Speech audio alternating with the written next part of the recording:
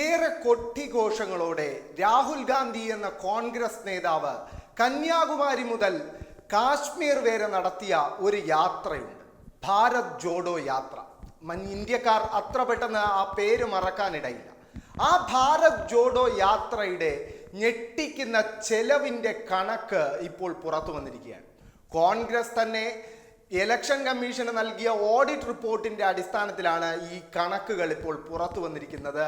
ഈ കണക്കുകൾ പ്രകാരം ഭാരത് ജോഡോ യാത്ര എന്ന പേരിൽ 4000 കിലോമീറ്റർ രാഹുൽ ഗാന്ധി കാൽനടയായി സഞ്ചരിച്ചപ്പോൾ ചെലവായത് 71.8 കോടി രൂപയാണ്. നിങ്ങൾ കേട്ടതിൽ തെറ്റില്ല, 71.8 കോടി രൂപ എന്ന് തന്നെയാണ് പറഞ്ഞത്. രാഹുൽ ഗാന്ധി കന്യാകുമാരി മുതൽ കാശ്മീർ വരെ കാൽനടയായി ഒരു യാത്ര സഞ്ചരിച്ചപ്പോൾ 4000 കിലോമീറ്റർ ഒരു യാത്ര സഞ്ചരിച്ചപ്പോൾ 71.8 കോടി രൂപ ചിലവഴിച്ചു എങ്കിൽ രാഹുൽ ഗാന്ധി ഇപ്പോൾ ഇന്ത്യയുടെ ഒരറ്റത്ത് നിന്നും മറ്റൊരറ്റത്തേക്ക് മറ്റൊരു യാത്ര നടത്തുന്നുണ്ട്, ഭാരത് ജോഡോ ന്യായ് യാത്ര. ആ ഭാരത് ജോഡോ ന്യായ് യാത്രയ്ക്ക് എത്ര കോടി ചെലവഴിക്കാനാണ് കോൺഗ്രസ് പദ്ധതിയിട്ടിരിക്കുന്നത് എന്ന ചോദ്യം ഉയരുന്നുണ്ട്. ഈ ആദ്യം നടത്തിയ ഭാരത് ജോഡോ യാത്ര കൃത്യമായി പറഞ്ഞാൽ സെപ്റ്റംബർ 2022 മുതൽ 2023 ജനുവരി വരെയായിരുന്നു ആ യാത്ര സംഘടിപ്പിക്കപ്പെട്ടത്. ആ യാത്ര കൊണ്ട് കോൺഗ്രസിന് എന്തെങ്കിലും ഫലമുണ്ടായോ? ഉണ്ടായില്ല എന്നത് തന്നെയാണ് ഉത്തരം.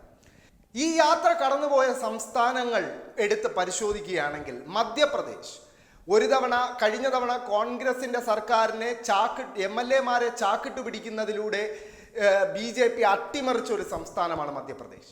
ആ മധ്യപ്രദേശിൽ ഇത്തവണ ഇലക്ഷൻ നടന്നപ്പോൾ കോൺഗ്രസ് തിരിച്ചു വരുമെന്ന് എല്ലാവരും പ്രതീക്ഷിച്ചു. പക്ഷേ സംഭവിച്ചതോ കോൺഗ്രസിന്റെ ദയനീയ പരാജയം. അത് ഭാരത് ജോഡോ യാത്രയുടെ വിജയമായി കണക്കാക്കാനാവുമോ? ഇല്ല. ഇനി മറ്റൊരു സംസ്ഥാനം രാജസ്ഥാനിലൂടെയും ഭാരത് ജോഡോ യാത്ര വലിയ ആഘോഷങ്ങളോടെ കടന്നുപോയിരുന്നു. ഭരണമുണ്ടായിരുന്ന സംസ്ഥാനമാണ്, കോൺഗ്രസ് ഭരണത്തിലിരുന്ന സംസ്ഥാനമാണ്. എന്നിട്ടും അവിടെയും കോൺഗ്രസിന് ഭരണം നഷ്ടപ്പെട്ടു. മറ്റൊരു സംസ്ഥാനം എന്ന് പറയുന്നത് കർണാടകയാണ്. അവിടെ മാത്രമാണ് കോൺഗ്രസിന് ഭാരത് ജോഡോ യാത്ര കടന്നുപോയ വഴിയിൽ വിജയം കൊയ്യാനായത്. അത് ഭാരത് ജോഡോ യാത്രയുടെ വിജയമാണോ അതോ പ്രാദേശിക കോൺഗ്രസ് നേതൃത്വത്തിന്റെ പ്രവർത്തനത്തിന്റെ വിജയമാണോ എന്ന ചോദ്യം നമ്മൾ ചോദിക്കേണ്ടതുണ്ട്. കാര്യം ഭാരത് ജോഡോ യാത്ര കടന്നുപോയ മറ്റൊരു സംസ്ഥാനങ്ങളിലും വിജയം കൊയ്യാൻ ഈ പറയുന്ന കോൺഗ്രസ് പാർട്ടിക്ക് സാധിച്ചിട്ടില്ല. അപ്പോഴാണ് രണ്ടാമതൊരു യാത്ര, കൃത്യമായി പറയുകയാണെങ്കിൽ മണിപ്പൂർ മുതൽ ഗുജറാത്ത് വരെ നീണ്ടു നിൽക്കുന്ന മറ്റൊരു യാത്രയ്ക്ക് ഇപ്പോൾ രാഹുൽ ഗാന്ധി നേതൃത്വം കൊടുക്കുന്നത്, ഭാരത് ജോഡോ ന്യായ് യാത്ര.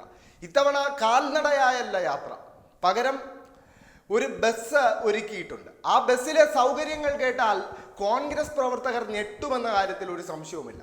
എന്തുകൊണ്ടെന്നാൽ അതിൽ ഉയരുന്ന ലിഫ്റ്റ്, മുകളിലേക്ക് ഉയരുന്ന ലിഫ്റ്റ്, അതിനു പുറമെ ഒരു കിച്ചൺ, രാഹുൽ ഗാന്ധിക്ക് യോഗങ്ങൾ ചേരാൻ ഒരു കോൺഫറൻസ് റൂം, അങ്ങനെ എല്ലാ അത്യാധുനിക സൗകര്യങ്ങളുമുള്ള ഒരു ബസ്സാണ് ഈ ഭാരത് ജോഡോ ന്യായ് യാത്രയ്ക്കായി ഒരുക്കി വച്ചിരിക്കുന്നത്.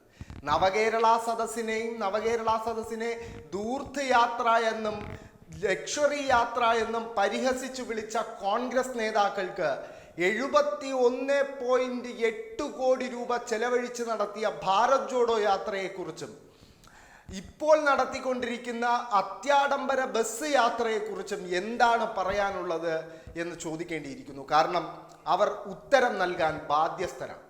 ധാർമ്മികമായ ഒരു അവകാശവുമില്ല. ഇത്ര വലിയ ചിലവിൽ ഒരു യാത്ര നടത്തിയ പാർട്ടിക്ക് മറ്റു പാർട്ടികളുടെ യാത്രകളെ പരിഹസിക്കാൻ ധാർമ്മികമായ യാതൊരു അവകാശവുമില്ല. കോൺഗ്രസിന്റെ ഈ കണക്കുകൾ പുറത്തു വന്നപ്പോൾ മറ്റ് ചില കാര്യങ്ങൾ കൂടി വെളിപ്പെടുന്നുണ്ട്. ഈ ഓഡിറ്റ് റിപ്പോർട്ടിൽ അവരുടെ ചെലവ് ഏകദേശം 161% വർധനമാണ് ചെലവിലുണ്ടായിരിക്കുന്നത്. 2022-23 കാലയളവിൽ അവർക്ക് സംഭാവനയായി ലഭിച്ചത് 452 കോടി രൂപയാണ്. പക്ഷേ ചെലവഴിച്ചതാകട്ടെ 467 കോടി രൂപ. തൊട്ട് മുൻപത്തെ വർഷം അവർക്ക് സംഭാവനയായി ലഭിച്ചത് 541 കോടി രൂപയാണ്. ചെലവഴിച്ചതാകട്ടെ വെറും 400 കോടി രൂപ. അതായത് 2021-22 നിന്നും 2022-23 എത്തുമ്പോൾ വരവ് കുറയുന്നു, ചിലവ് കൂടുന്നു. ഇതാണ് കോൺഗ്രസിന്റെ അവസ്ഥ. കോൺഗ്രസ് എവിടെ എത്തി നിൽക്കുന്നു എന്നതിൻ്റെ തെളിവ് കൂടിയാണ് ഈ കണക്കുകളെന്ന് പറയാതിരിക്കാൻ കഴിയില്ല. എന്തായാലും ഭാരത് ജോഡോ യാത്രയുടെ കണക്കുകൾ, ചിലവിൻ്റെ കണക്കുകൾ ആരെയും ഞെട്ടിക്കുന്നതാണ് എന്ന് മാത്രമല്ല, ഈ കണക്കുകൾ കൊണ്ട് കോൺഗ്രസിന് പോലും ഒരു ഗുണവും ഉണ്ടായിട്ടില്ല എന്ന വസ്തുതയും നമ്മൾ മറക്കാൻ പാടില്ല.